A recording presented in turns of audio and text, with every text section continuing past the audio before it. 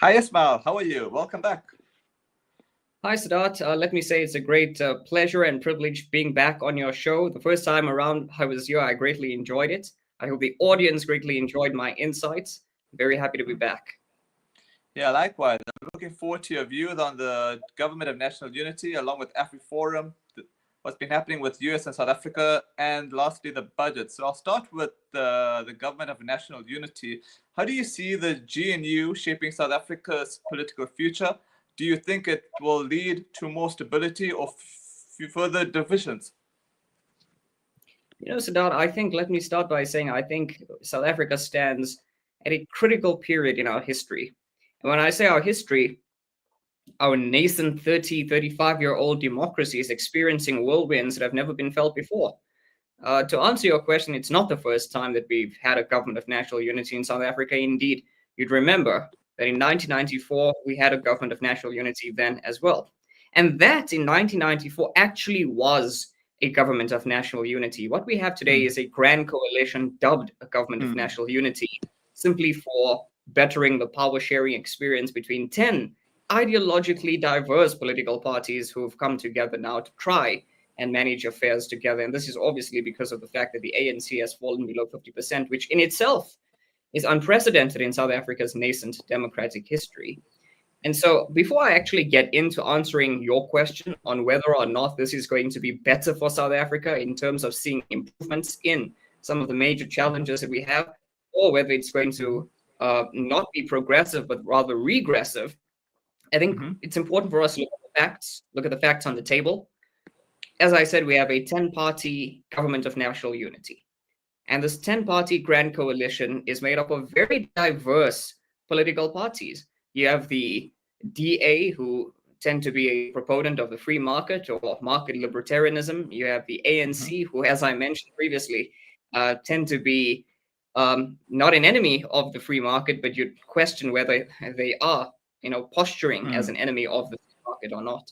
And then you have some parties who are completely to the left. You have parties like the PAC, who are in charge of land reform, and they're completely on the socialist, or I would actually say the Leninist Marxist scale of the spectrum. And then you have other parties like the Freedom Front Plus, who find themselves completely on the far right of the political spectrum. That's where we stand currently.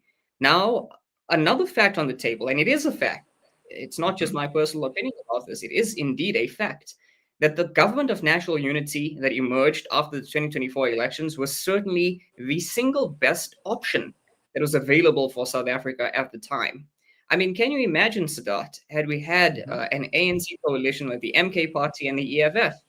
It would have been absolutely horrendous, not just for the economy, but it would have sown certain social and racial divisions on the ground that would have been unparalleled, that could have potentially led to a civil war, certainly to civil unrest, the likes of which we hadn't seen since 2021, the looting in July in Durban.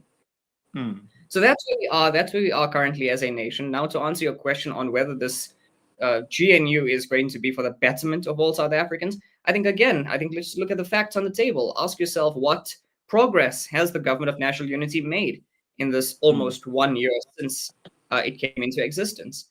Well, I think that it would be unfair and categorically distasteful for me to say that the government of national unity has made no progress. Certainly, I think within individual line departments, there has been progress. I think the DA, Dr. Leon Schreiber, has made tremendous progress in the Department of Home Affairs. When you look at key issues there, like the Zimbabwean exemption permits, how he's navigated that issue, when you look at the smart IDs, overall, when you look at the efficiency of the Department of Home Affairs, I think he's made great progress. When you look at Solly Malatsi, Minister of Communications and Digital Technologies, I think he's made some good improvements there. And I think he's continuing his push to digitize the economy, which certainly will be the benefit of everybody. I think Minister Sibuya Karube has made great improvements in education. I mean, we've all saw the education, the matric results come out a few months ago, and apparently it was the highest in South Africa's history, not really because of her efforts, but I think that the way she's navigated her tenure so far in the department and some of the things that she's done so far, especially regarding getting rid of pit latrines, giving a decent, dignified education to thousands of students across the country, I think is an improvement. I think it would also be unfair to say that the ANC has not stepped up. I can tell you that the ANC specifically has looked at the DA, a former opposition, right? An opposition for the last 30 years, and has said that we, the ANC, need to step up. We are in a competitive rivalry, but in a healthy competitive rivalry with people who share power with us, and we need to step up to be on their level. And in that sense, I think that President Ramaphosa, I have to give him some due. He's been categorically charismatic in his approach. He still remains, in my opinion, a little indecisive and slow with key major decisions. And we'll get into what he's doing with AfriForum later on in this conversation. But if you look at Operation Vulindlela, which is bringing in the private sector to try and form more public-private partnerships, I think it's a great step. I was actually quite pleasantly surprised to see the Deputy President Paul Mashatile, actually say that opening up to the private sector, in his words, is not a swear word. So I'm glad to see somewhat that there has been a conciliatory relationship between all of the parties in the GNU, and I'm glad to see that things have turned out, if not for the better, then at least not for the best. To answer your question directly, I think that there is still a fear of, if not progress not happening, then at least policy stagnation, or what we call policy paralysis. And we've seen this. Let's now lay out some of the key failures of the GNU, right? When you look at the NHI being signed into law, the Bella Bill being signed into law, expropriation being signed into law, how to navigate our diplomatic tensions, the DA has tried to curb these pieces of legislation from being signed into law. We, as the FW, the Clerk Foundation, have tried our best, making submissions to Parliament and so forth, to try and stop the ANC from continuing to carry on as though it were a majority party when it isn't. But sadly, unfortunately, we now have a situation where expropriation is signed into law, and the minister in charge of implementing it is a DA minister, right? Will be Pearson from Public Works. We have Bella Bill signed into law, and we have Siviwe Gwarube, Minister of Education, having to implement it. So that's really the problem in the GNU. They coexist, yes. They coexist peacefully, yes. But are they constructive? Are they progressive? Are they looking not just at ideology and being clouded by a fog of ideology, but actually looking at the facts on the table and saying, well, we need to prioritize service delivery because services from national trickle down to local government?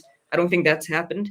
And really, to answer your question, just simply, I think that what's going to happen in the future is that unless the government of national unity really starts focusing on what it has in its disposal, the budget in its disposal, and really sorts out the budget, because the budget ultimately empowers the government, right, to do the things that it needs to do in the most economically efficient manner possible. Unless the budget is sorted out as a economic framework for the departments being able to do what they need to do, and unless ideology is thrown out of the window for the time being, and the real issues and the critical pressing issues on the ground, this tension with the United States is sorted out,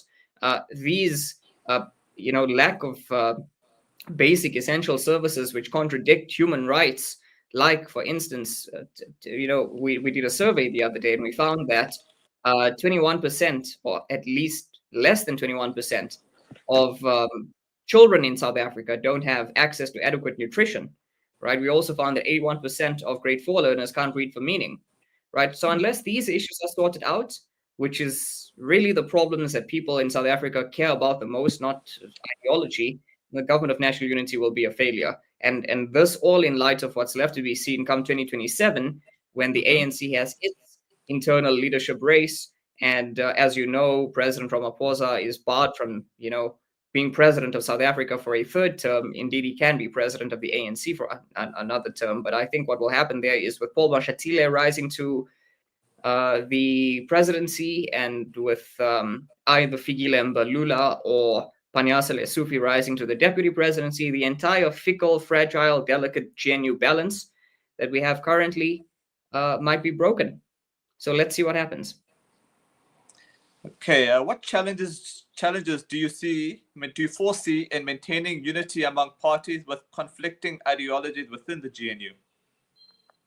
Yeah, so look, I touched about the ideological differences within the GNU, and I think that these ideological differences are a hindrance more than they are, a constructive element that gets parties to work together. Unfortunately, it is in South Africa, or maybe fortunately, depending on the way that you look at it. But unfortunately, it is that we have a GNU with very, very diverse, ideologically diverse political parties. And perhaps that's a fortunate thing. Perhaps it's a good thing, because that is the essence of democracy. Democracy means that, everybody, as per Section 19 of the Constitution, has a right to participate in politics, has a right not just to vote, but the right to form their own political party. And no one can dictate what the ideology of these political parties is going to be, right? If I personally, as you know, Siddharth, you and I being particularly close, that I am a proponent of the free market, that I posture myself on the center right of the political spectrum, if I decide to form a political party and get enough votes and then enter into a power sharing agreement dubbed a grand coalition, or rather dubbed a government of national unity, then I'm within my constitutional and legal right to be a part of government in that regard. Now, your question then relates specifically to what they can do, right? What can be done now, since we have these politically diverse parties in the Government of National Unity? Well, I think the Government of National Unity, it must be remembered, was founded upon this thing called the Statement of Intent. And I think it was very good to have that Statement of Intent be the bedrock of this Government of National Unity, because it essentially functions as the constitution of the Government of National Unity, because it lays out exactly what the Government of National Unity can do, must do, and specifically and importantly, what conflict resolution mechanism there is in terms of disagreement. So let's look at that conflict resolution mechanism. The Statement of Intent lays out that the Government of National Unity has something called a clearinghouse mechanism. This clearinghouse mechanism affords the platform to parties in the GNU to come together, hopefully on a regular basis, and thrash out their disagreements behind closed doors, so that when a view is pushed in the public and a stance is taken on certain political or legal or legislative matters, then all of the parties, all 10 parties in the GNU, know exactly where they stand and work towards the betterment of all people in South Africa. It is going to be a very difficult thing, we must understand. And some of these differences, Siddharth, are particularly inextricable, right? Particularly intractable, some of these differences. And I'll tell you why. If you look at the PAC, for instance, the PAC, the Pan-African Congress, by virtue of their name, by virtue of their ideology, by virtue of what they have in their manifesto, for instance, take the issue of open borders. They are great advocates for opening South Africa's borders in a Pan-Africanist style to everyone, believing that South Africa belongs to not just all who live in it, but should be open to all of Africa. And then you have other parties like Freedom Front Plus, for instance, who posture the other way, who believe that no, South Africa should have strict border control. How do you mesh these two ideologies together in a way that works to the betterment of all South Africans? It's going to be something very tough. The key word here is compromise. Concessions and compromise. I think President Ramaphosa has been, if not in his current tenure as President of the Republic, at least in his previous tenure as a senior leader within the ANC, his history with leading CODESA, with Rolf Meyer, he's been a champion of compromise. He's been a champion of making certain concessions, but still ultimately keeping things intact so that the machine doesn't break and that South Africa still functions as a well-oiled machine. I'm very saddened, Siddharth, to see that the clearinghouse mechanism has not been functioning in the way that it was supposed to, that sometimes we find in the media that political parties air their ideological laundry out in the public on Twitter or on Instagram. And that's not how it should be, because again, that just stokes discord and distrust amongst citizens. There already exists large levels of public distrust between citizens and the government. And I think that not coming out with a unified view only, fans those flames of distrust that the government has with its citizens. Government needs to make sure that when it speaks in public, it speaks with a united view, with a united voice, so that citizens at least know what the plan for tomorrow is. Okay, so let's get to AfriForum. AfriForum often advocates for minority rights and self-reliance. In your view, does their approach help or hinder social cohesion in South Africa? You see, I like this question, Siddharth. It's a very important question. And it's a question that has been asked on many a podcast, but I think just, casually speaking, I think it's a question that many South Africans have been asking themselves, have been having a conversation about around their dinner tables, and have been mulling around in their minds. What's going on with AfriForum? Is AfriForum on the right track? Will AfriForum work towards the benefit of South Africans? Are they onto something, or are they simply troublemakers? And that phrase has been thrown around, right? Let me start off by taking a more pragmatic approach on the issue. I think AfriForum and Solidarity have a legal right to do what they do within the confines of the Constitution, unless it's found to be treason. Now, what I mean is that AfriForum and Solidarity, as civil society organizations, have a right to exist. Legally, they have a right to exist, right? And they have a right to air their issues out in public. My bone of contention is where do they air their issues? I've always been personally of the view that they may have certain important problems that must by them be raised to the fore. I mean, certainly if AfriForum has been making a big noise about certain issues in society, then there's a problem at hand. And this problem must be brought to the attention of the South African government, so that the South African government and we say key stakeholders, and I assume in this regard we can include AfriForum and Solidarity in that list, can then constructively together work towards solving those problems. I am of the personal view that airing your problems out on the international stage and going to America, and especially going now to the Trump administration to lay out your problems, is only going to hinder the peaceful resolution of any conflicts that might exist in South Africa. And I say this because at best, let's just look at it in terms of, balancing where we are. At best, AfriForum going to Donald Trump would have made their problems known, would have had their concerns heard, right? But I don't think the Trump administration is going to do anything that will serve the interest of all South African citizens. I mean, the Trump administration doesn't have it within their jurisdiction nor within their ideological framework to do anything that would benefit all South Africans, the majority of South Africans, right? I think that the Trump administration is going to further discord here at home by singling out a certain group of the population, in this case, the Afrikaner minority, offering them refugee status, pushing this false narrative that there's a genocide going on in South Africa when there isn't a genocide going on in South Africa. And then it really gets us questioning where we stand as a country. Is this who we are as a people? And so I think what actually needed to be done was that, the problems raised by AfriForum and the problems raised by Solidarity, yes, are indeed problems that needed to be heard, but they should have been heard by state institutions. And a lot of people have been, asking me, but, Ismail, don't you know that AfriForum and Solidarity have indeed approached President Ramaphosa, and President Ramaphosa ignored them when they tried to raise concerns about the Bella Act? And indeed, that is true. But President Ramaphosa is not a state institution. He's a person who happens to be president of the republic. I mean, we have different avenues. We have Chapter 9 institutions, right? We have the Human Rights Commission, right? We have the courts. We have the Constitutional Court. We have vehicles in society, vehicles that are, blooming in society. Take the National Dialogue, for instance. National Dialogue is something that a lot of people have been asking me about, because we form part of it as the F.W. de Klerk Foundation. We sit on the steering committee of it. It's been endorsed by President Ramaphosa, specifically for the purpose of airing these concerns out in public, in the South African public, with the South African public, with the voice of all South Africans, right? So that these issues can be brought to the fore and can catch the ear of President Ramaphosa and hopefully can influence policy for the better. Not to go to the United States and to air your issues out there with a person who is not going to benefit. And then the other thing, Siddharth, is that it should speak volumes that AfriForum, and one can't look past the optics, because optics in politics matter a lot.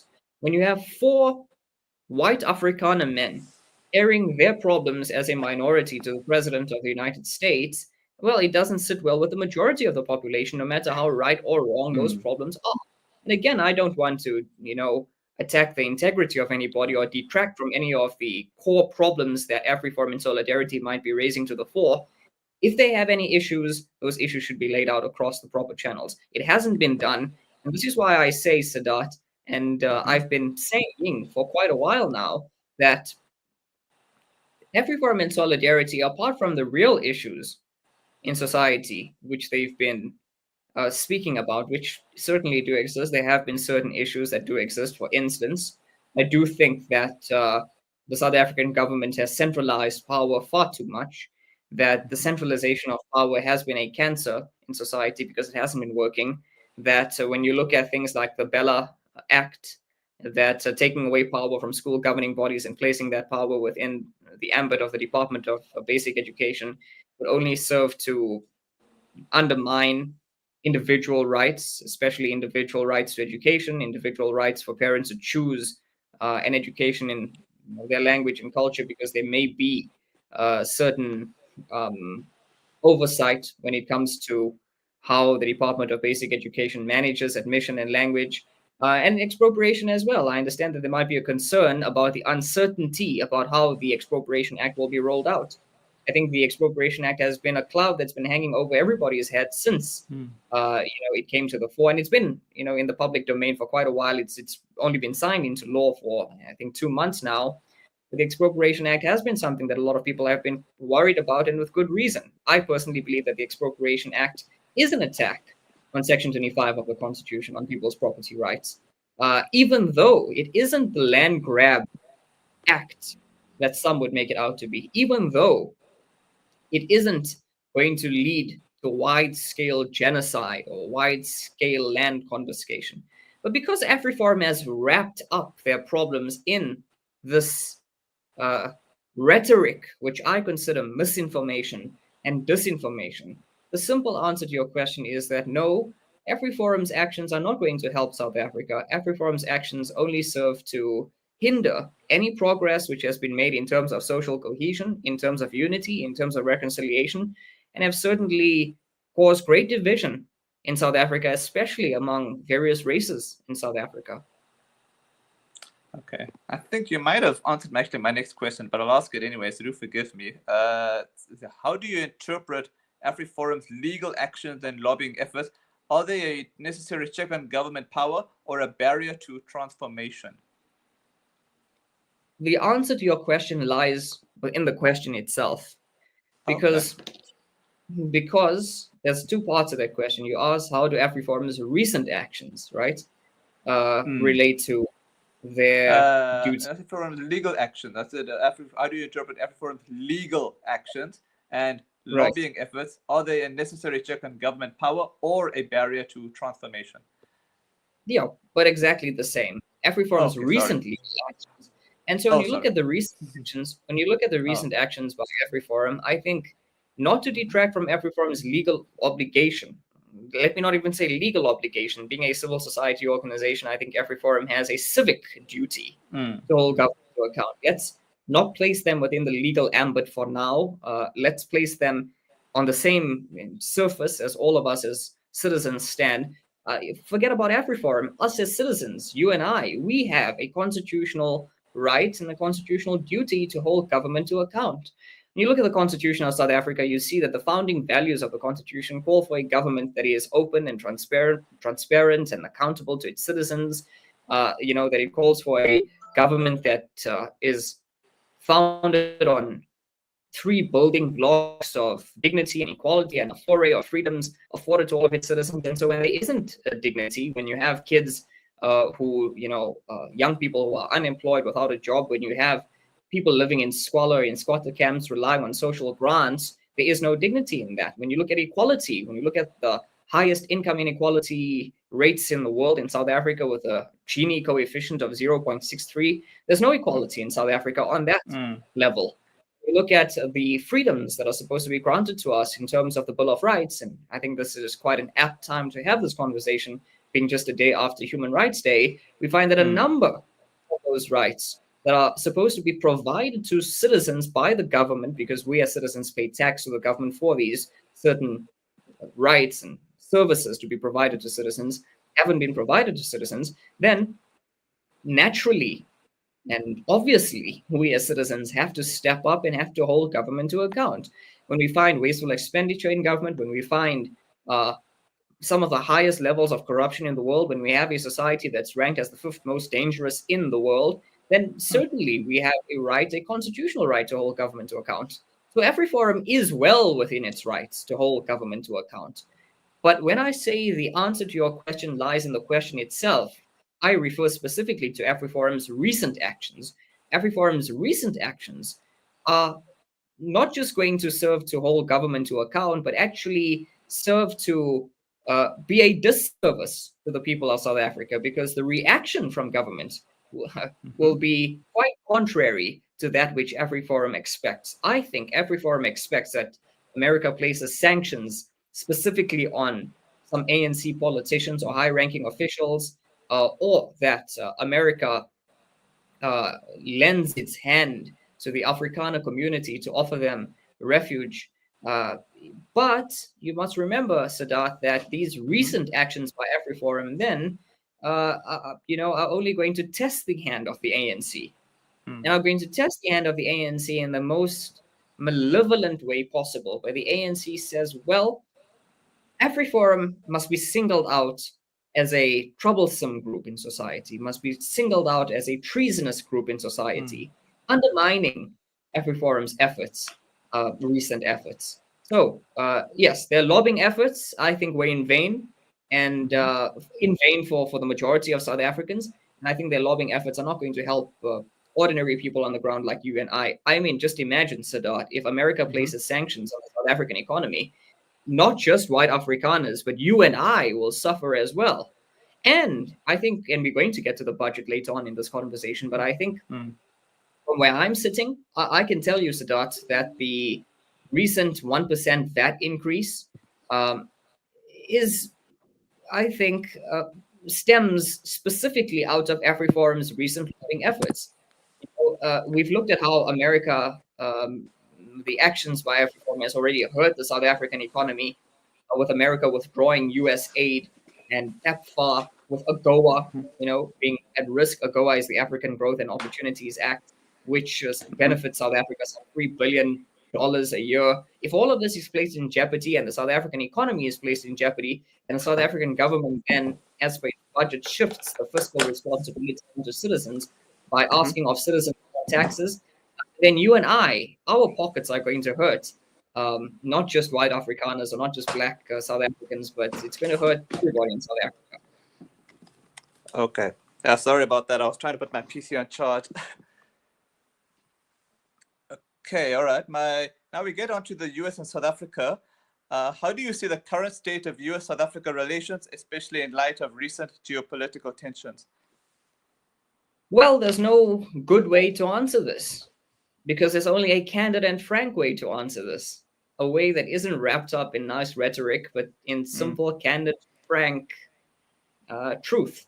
And the truth of the matter, Siddharth, is that the relationship between the United States of America and Republic of South Africa is probably at the worst it's been since the dawn of democracy. I don't remember it ever being this bad.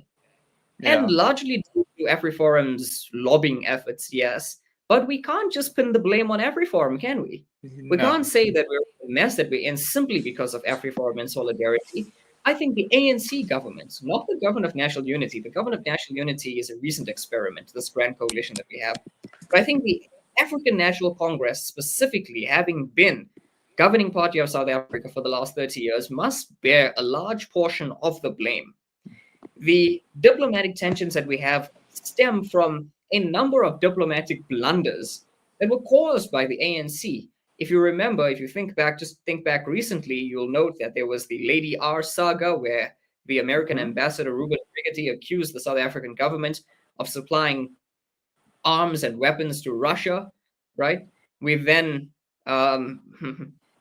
perhaps unintelligently taken Israel to the International Court of Justice, and humanitarian aspect aside, I think it should have been calculated that this would have a ripple effect, a ripple effect that's negative to all South Africans, and certainly it could have been predicted that with a Republican administration they wouldn't have taken kindly towards that. And I think also when you look at some of the laws that the ANC government has been advocating for and have been passing recently, and not just passing recently, but have been at play for quite a while now. I mean, when you look at the BE laws that we have in South Africa, I think all of these things have contributed to the dire diplomatic state that exists between the United States and South Africa. We know off bat that two of the major contributing factors to why South Africa is where it is with the United States is because Elon Musk and Starlink weren't able to set up shop here in South Africa because of the very rigid BEE laws, which required Starlink to give away 30% of their company to a black partner, right? And certainly Donald Trump didn't take kindly to that. And as I've already mentioned, South Africa taking Israel to the ICJ. And again, I say humanitarian aspect out of it, because while it may have been a good humanitarian move to stand for the rights of the Palestinian people, I think that diplomatically speaking, it could have been predicted that a Republican administration wouldn't have taken kindly to it. And now we do sit with the fruits that we've sown. Now, this is where we are currently.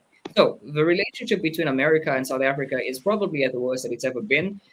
And last week, Saturday, we saw the recall of the ambassador to America, Ibrahim Rasool. And so I think, Siddharth, what's also adding a lot of fuel to the flames is the fact that we have a president of the United States of America, Donald Trump, who is an easy target for misinformation and disinformation himself. There are groups in America like Breitbart, like the Heritage Foundation, and many of these sit on the right wing of the political spectrum, who I think fill his desk with a lot of fear about what's happening in South Africa, and quite wrongly so. And I don't think that President Trump has actually made an effort to delve into the actual socioeconomic state, or at least the actual state of relations between people here on the ground in South Africa. And because of that, has bought into what groups like AfriForum and Solidarity have had to say. But I do think that all of this is proverbial punishment for the ANC's actions over the years. The ANC has been carrying on as though it were immune to any diplomatic punishment. And I keep on saying that South Africa has touted itself as being the golden boy of international diplomacy for far too long, treading on a very delicate line, but acting as though it could do no wrong. And this in itself is questionable. I've always looked at international diplomacy and looked at South Africa's stance and always said that South Africa should have chosen a long time ago whether to wear a humanitarian cap when dealing diplomatically or whether to wear a transactional cap. And I think the ANC government has chosen over the last 30 years to wear the humanitarian cap. And the humanitarian cap would have said, well, do the things that you've done on the international spectrum without regard for who the biggest customers are in your shop. And that's wrong, because in our largest trading partners, you find that we do most of our trade with the United States and most of our trade with the West, with the European Union. We do very little trade with China and with Russia and Iran, for that matter. And so South Africa should have chosen a long time ago to have been transactional, to have realized that America is not a country that you'd want to make an enemy out of.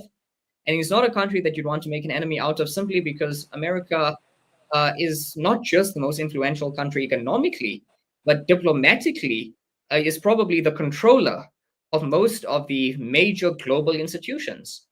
Think about the United Nations, think about the IMF, think about the World Bank, think about other global institutions, think about NATO, for instance. South Africa doesn't play a part in that, but nonetheless, America is the single largest, most influential country in the world when it comes to maintaining our global institutions. And so when South Africa becomes a pariah state in the world, when it makes an enemy of America, it in essence is making itself an enemy of all of these global institutions as well, and is now considered to be a part of the axis of evil, the axis of countries that fall in the East, or what you'd call the quasi-communist countries like Russia and China, Iran. So relations are bad. Relations are probably not going to get better anytime soon, but I do hope that the government of national unity serves to get its house in order via the clearinghouse mechanism, and firstly focus on solving the imminent problems that South Africans have on the ground, ideology aside, and then in an ideologically compromising way, but in an ideologically sound way, send a delegation out to the United States to clarify these problems that are happening in South Africa so that we can start mending the problems that we have with America.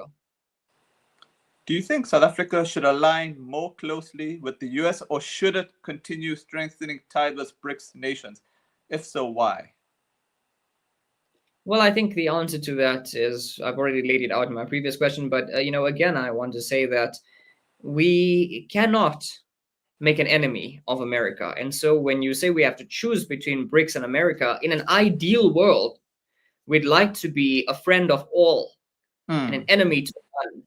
Unfortunately, that's not how politics works, and it's really not how global politics works. You find that making an ally of one country, naturally you'll find yourself as an opponent to another country or countries in the world. BRICS can benefit South Africa. BRICS can economically benefit South Africa. The African Union in general, I think, apart from just BRICS, but a broader, coalition of countries in Africa, African Union, can benefit South Africa through things like free trade agreements. We look at the African Continental Free Trade Agreement. When we look at BRICS, we look at BRICS trying to create trade agreements of its own. I think we can lean to countries like India and Brazil for, not just economic support, but I think also for diplomatic support on the global stage. I think that these countries also serve as a vital cultural exchange component between our countries. We have communities of Brazilians, Russians, Indians, Chinese in South Africa, and I'm sure they have a community of South Africans in their countries. And so it's very vital that ties between us and BRICS and the individual BRICS countries do not deteriorate or do not fall to the level where we are seen as an enemy of BRICS. But if we were to choose, I still maintain that if we were to choose, we would be better off choosing to side with the West, with the European Union, with America, and simply because of the fact that when you look at the track record of human rights that some of the BRICS countries have had, I mean, if you look at the human rights abuses that go on in countries, and now BRICS includes, BRICS includes countries like Iran as well. If you look at some of the human rights abuses going on in Iran, if you look at some of the human rights abuses going on in China with the Uyghur Muslims, human rights abuses going on in Russia, right, with Russia carrying on, in my opinion, a disastrous war against the Ukrainian people. The United States of America still stands as a proponent of individual liberties, of human rights, and I think that's something that we can lean on. Again, economically, it would be far greater for us to lean on America. I mean, they are, one of our largest, if not our single largest trading partner, the European Union as well. But I think that BRICS, it seems, and America are mutually exclusive entities. America wants nothing to do with BRICS. BRICS wants nothing to do with America. Increasingly, the rhetoric in the media has been BRICS should create a currency of its own to avoid American hegemony, or to, be a catalyst against what they call American imperialism or American hegemony. America, on the other hand, sees BRICS as I mentioned earlier, as an axis of evil of countries who have a poor track record of human rights, and also countries who share a similar ideology, namely a quasi-socialist or quasi-communist ideology. And Donald Trump's playbook, Donald Trump's deal book simply says, if you're not with us, you're against us, right? And they employ America First ideology. And the America First ideology is very transactional. And this is why I say South Africa should choose diplomatically to either take a humanitarian stance or a transactional stance. And if we are to take a transactional stance, and if we are to, not make an enemy of America, then certainly, and we have to choose between these two. And it's very difficult for us to choose, unfortunately, because if we side with BRICS, we make an enemy of America, and vice versa. Africa should then side with America and stop pandering the countries that aren't going to benefit us in the long term. Okay, let's get to the budget and the economy. What are the biggest risks and opportunities in South Africa's latest budget? Are we on the right track economically? When you say what the biggest risks are of South Africa's current budget, I think that the risks cannot be overstated. We have so many different risks that stem out of South Africa's current budget that if I were to name all of them, Scott, I think you and I would be here forever. But I think the single biggest risk that stems out of our budget is that it's not going to grant us, and I use grant as a pun here because unfortunately the budget does nothing to alleviate the situation where we lose a lot of money to social grants, but it's not going to grant us an inclusive, growing economy wherein more jobs are created, wherein the tax base is widened, wherein instead of asking more taxes from less of the population, we only have some 7 million taxpayers in South Africa supporting a large majority of the population. Instead, what it's going to do is it's going to destroy economic incentive in South Africa. It's not going to grant businesses the means that they need to grow. It's not going to put us on the 3 to 5% GDP growth trajectory that economists would want to have us at. It's not going to do anything to alleviate the gross debt levels that we have in South Africa. In fact, the only thing that it does, and the biggest risk actually, is that it shifts the fiscal burden away from the government onto citizens. In other words, in simple words, it makes citizens pay for government sins. Look, the reason we're in the mess that we're in financially in South Africa, economically speaking, is because we lose 27 to 100 billion rand a year to corruption. We lose 38 billion rand a year to wasteful expenditure. And that's only the reports that we have reported on currently, the numbers that we have reported on currently. Who knows what's going on actually behind the scenes, right? When you ask of your citizens to pay an extra 1% in VAT, and with the realization that that accrues 42 billion rands over 2 financial years into the economy in terms of revenue, and you also weigh that up with 32 billion rands being lost to wasteful expenditure. If government had no wasteful expenditure, there would simply be no need for a 1% VAT increase. In fact, if you got rid of all the corruption in governments, which totaled some 100 billion rands an annum, then you would have not just no need for VAT increases, but then you'd have the possibility of having tax reductions, specifically in the forms of tax breaks, right? Or tax cuts to small and medium enterprises. And you give tax cuts to small and medium enterprises, to small businesses, you then make it possible for small businesses to employ more people. You then make it possible for young people who can't find a job to at least create a business and therefore to create more jobs for their fellow young people. And also, you create a playing field that's attractive, that's conducive for foreign direct investment. Another big risk of this budget, Siddharth, to answer your question again, is that what this budget does is it simply scares away foreign direct investment. And it not just scares away FDI, but it actually scares away local investors. Businesses who are looking to expand will not expand. Companies that have been operating for years, in some instances for a century in South Africa. If you look at ArcelorMittal, who's been here for close to 100 years in South Africa, has now decided to close shop. You know that some of the automobile manufacturers, I think BMW, for instance, has decided to close shop as well. And why? Not because South Africa isn't a land where labor is lacking. We have, an unemployed workforce that are looking for labor left, right, and center. But sadly, we have a playing field where the labor laws are too rigid. We have this national minimum wage, which makes it almost impossible for small businesses to employ more people. Because let's be frank about it, Siddharth. Small business owners simply can't afford the some 25 rands per hour that the national minimum wage calls for. So then it leads to the unfair and indirect discrimination of unskilled workers. Yes, we need to skill up. We need to upskill our workforce, but we also need to create an economic environment that's more conducive for FDI and for local investment by reducing labor laws, by reducing the national minimum wage, by getting rid of things like BEE, which only serve to benefit a small portion of the population, usually politicians. We need to give tax grants to small business owners so that it incentivizes entrepreneurship or expands businesses more easily. And over and above all of this, I think what we need to do is we need to favor a pro-jobs agenda. And the only way to favor a pro-jobs agenda is to widen the tax base. What I mean by widening the tax base is that, and I mentioned it earlier, we have some 7 million taxpayers in South Africa supporting a large portion of the population. This means that the burden on the 7 million taxpayers is incredibly high. Taxes are incredibly high.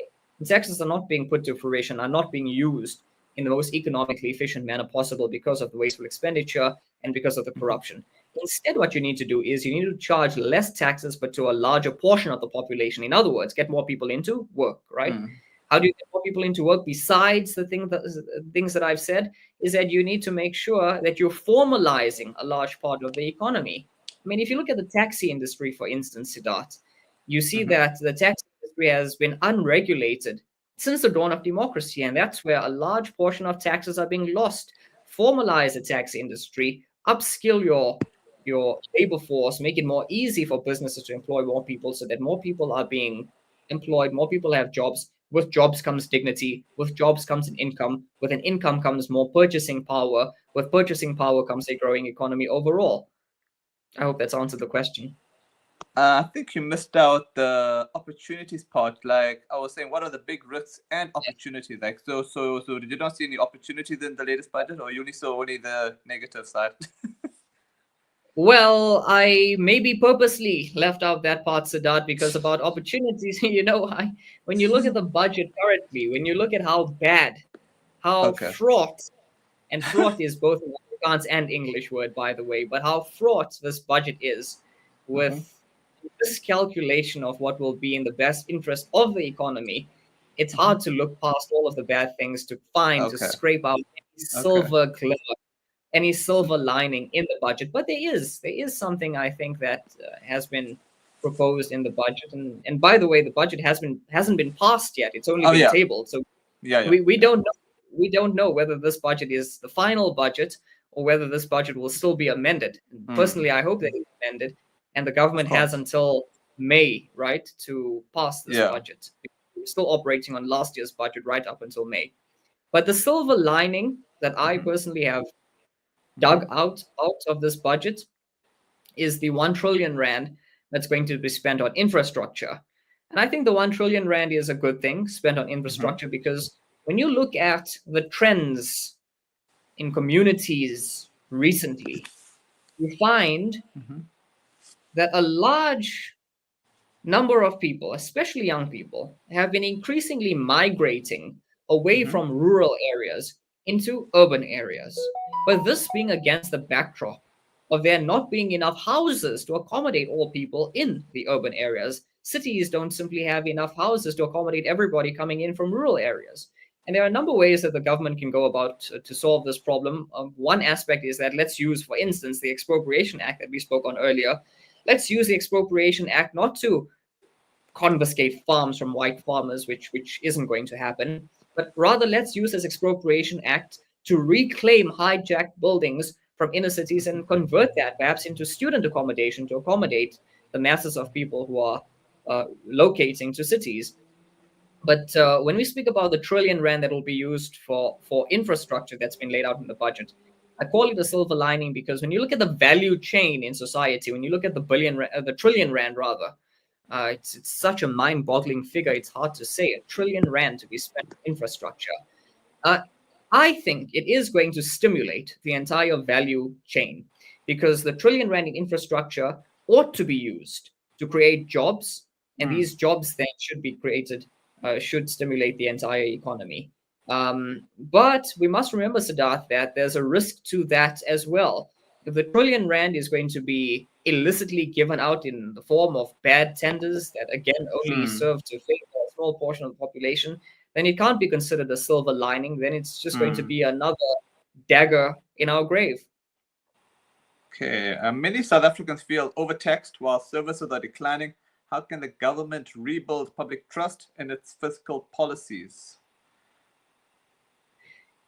I spoke to the MEC of Finance for the Gauteng province when I was invited to a breakfast event with him the other day. And I told him what I'm about to tell you, Siddharth. people, especially young people in South Africa, no matter how good any provincial or national budget is, are always going to have a distrust of public institutions. There's always going to be what I call a trust deficit between the public institutions. And this trust deficit could lead to despair, and despair could lead to dissidency, and dissidency leads to civil unrest. And so the government must navigate how to create a budget that allows it to do what it needs to do, but doesn't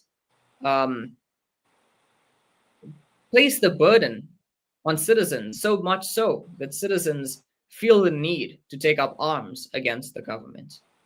I think that the government must, in trying to rebuild its relationship with the public, do the following. I think what it needs to do is that it needs to actually economically use its budget. Section 195 of the Constitution says that government funding or government spending must be done in the most economically efficient manner possible. Section 195 of the Constitution is a section that speaks on public administration. Section 215 of the Constitution again speaks on this word economically efficient. And so that's simply what the government can do, right? It's no use if the government goes on long road shows and speaks to citizens, fills up stadiums and makes promises that it itself is unable to keep.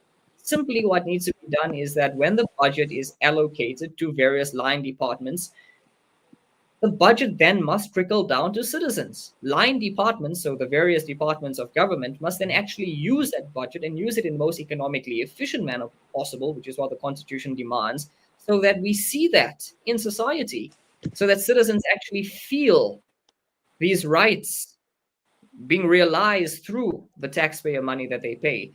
And the question that I always like to ask here is, Siddharth, is are we as citizens getting a fair return on investment for the taxpayer money that we pay?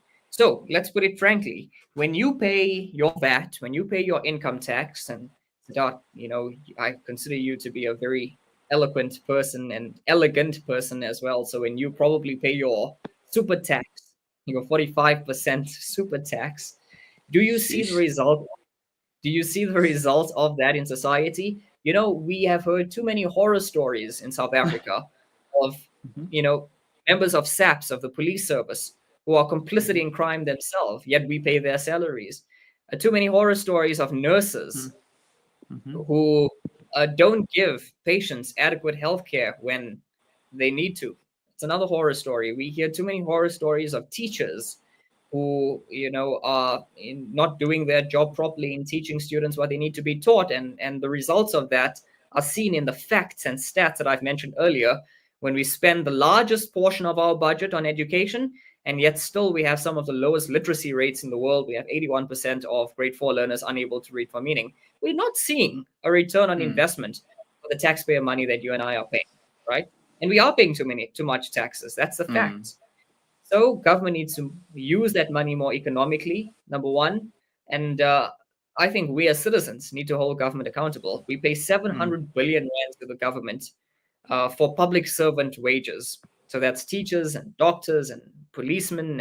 And we need to make sure that we make it known that this is not the government's money that's being spent to pay these wages. We, as citizens, are paying these wages. And so we demand a better quality of service from the government. Okay, how do you propose balancing economic growth with social welfare spending, given South Africa's high unemployment rate? Yes, it's a great question, and I'm happy to have mentioned the pun about grants in the previous answer that I answered. When you look at, you mentioned social welfare spending, I think I would not be wrong to say quite unequivocally that South Africa can consider itself to be a welfare state. Indeed, we are a welfare state when we have some 45% of the population relying on social grants. And it's shocking, Siddharth. It's absolutely disturbing to see the president of the country boast about the fact that such a large portion of the population still relies on social grants in this day and age, in 2024, 30 years after the ANC has had an opportunity to rectify the gross injustices of the past. We balance that? Well, all of the things that I said in my previous answer, creating that more conducive economic playing field for businesses to grow, is the solution to the problem that lies in society currently. Look, it's not the government's job to create jobs.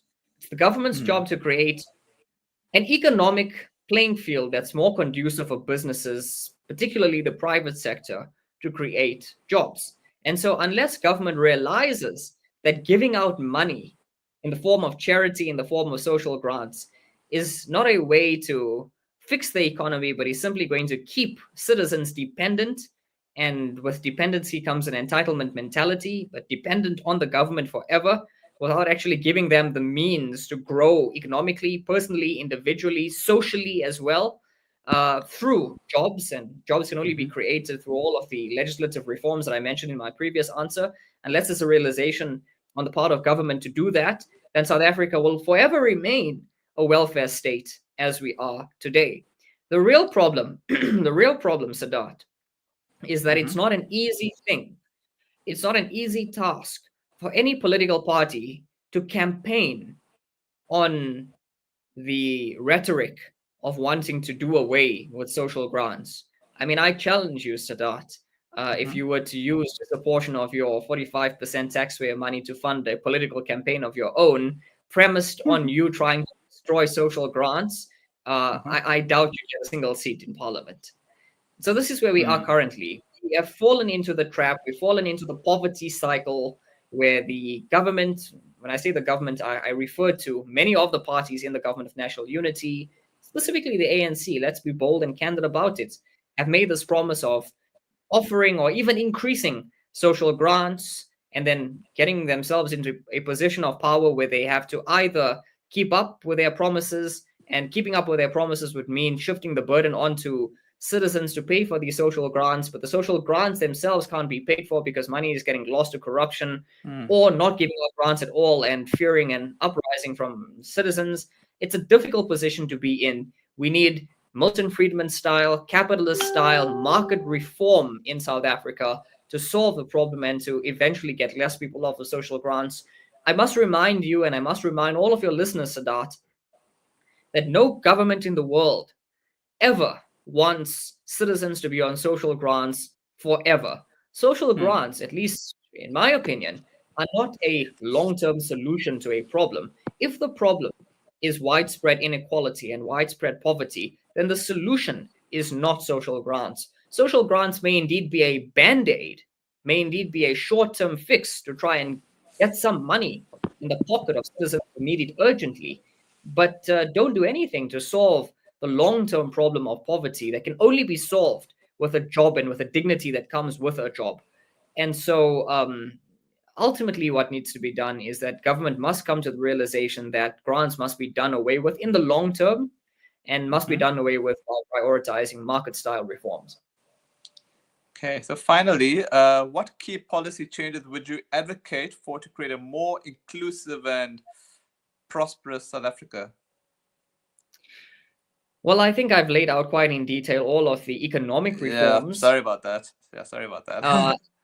I think it's a good thing. I think let's recap. Let's recap to the advantage of all of your listeners what some of these economic reforms are. The reducing of rigid labor laws, reducing of the national minimum wage, the complete elimination of barriers to entry like BEE, right? The introduction of tax grants or tax breaks for small enterprises. These are some of the economic reforms, right? But I think overall, if you're looking at some legislative reforms, Siddharth, it's a good question because I mentioned the centralization of power. We need to decentralize powers. I think it would be a very good thing if we remember in South Africa, we've got 9 provinces, and each of these 9 provinces are still beholden to the national government.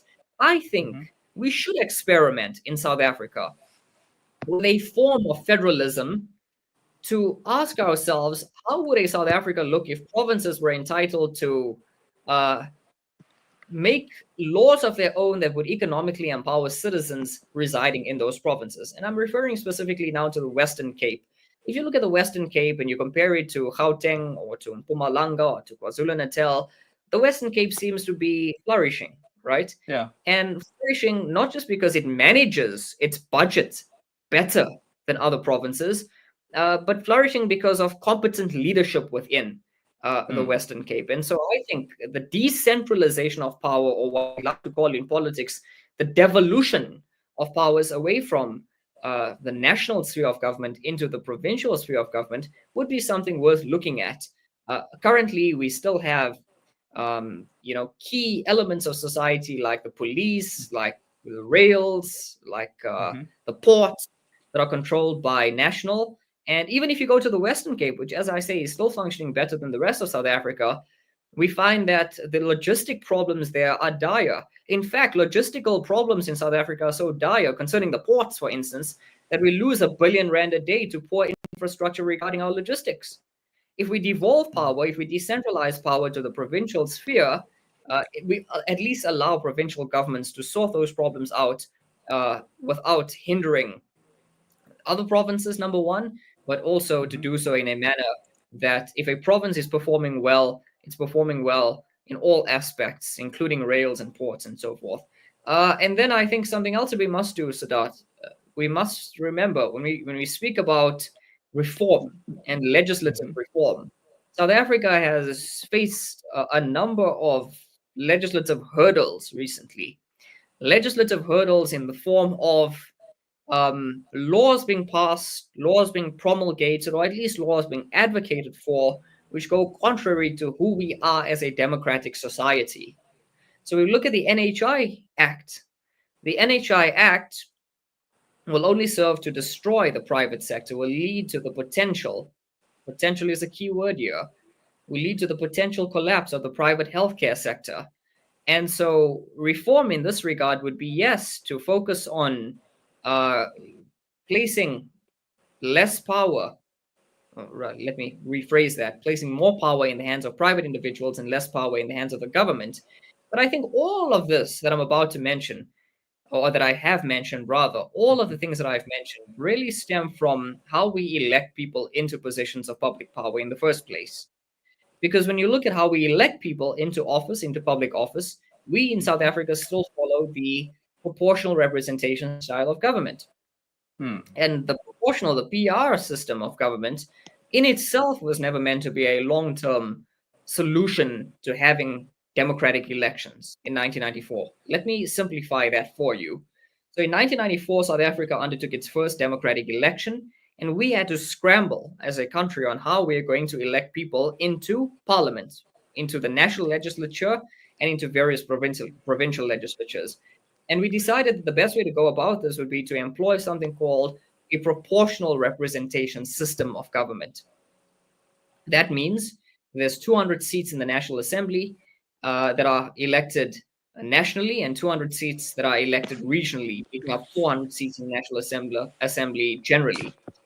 And up until recently, no independent candidate was allowed to stand for a seat in the National Assembly, but that changed in 2021 with the New Nation movement. Now we find ourselves in a situation where, yes, independent candidates can stand for a seat in the national legislature, but there still is an unequal playing field because of this PR system. What this PR system does is that it makes the politicians we elect to the National Assembly more accountable to their political parties than directly to the electorate. So let me give you an example. Let's break it down into the simplest of terms. I decide to stand to be a member of parliament. I approach a political party, and the political party bosses, right, the head of the political party, will then put me on a closed list as per their discretion to stand for a seat in the National Assembly. And if the party gets enough votes and wins enough seats, I then find myself as a representative of the party in parliament, but also representing the whole of South Africa. And that should change because, as I say, that makes members of parliament simply more accountable to political parties rather than to their constituencies. And independent candidates, I've mentioned, only recently have had a shot to stand for a seat in the legislature anyway. And it's still unfair because when you look at the resources that political parties have compared to the resources that independent candidates have, I mean, it's incomparable.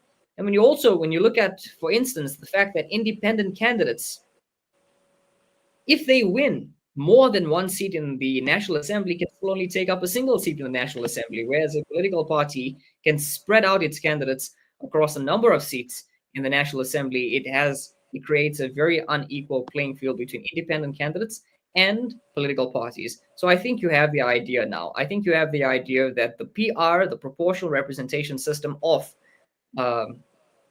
elections that we have, of our electoral system, is unfair, was never meant to be a long-term solution to having elections in South Africa, and is unsustainable moving forward into the future. And this is why I've always advocated for a mixed member proportional system of elections in South Africa, where you have members of parliament that are directly accountable to their various constituencies. In other words, directly accountable to the people themselves. And how that would work in practice, and we've seen it suggested by the Van Zyl-Slabbert report in 2003. We've seen it suggested by the high-level panel in 2017, by the Zondo Commission in 2021, also by the Ministerial Advisory Committee as well in their majority recommendation, that this mixed member proportional representation system will simply mean that if Ismail is elected to the National Assembly and becomes a member of parliament, then he becomes a member of parliament for the Johannesburg constituency, and he's directly accountable to the people of Johannesburg.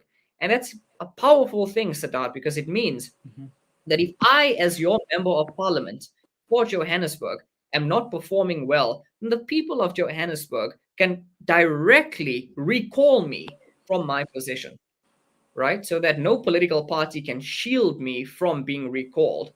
And I think this is what South Africa needs. I think the South African population has matured enough politically to understand what it should receive from politicians, and indeed what it's not receiving from politicians, and what needs to change for politicians to be directly accountable to the people themselves.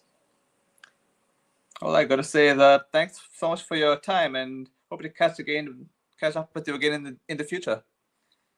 Thank you very much, Siddharth. Thank you to the listeners. Always a joy being on your show. Hopefully, you'll invite me back sometime soon. Will do.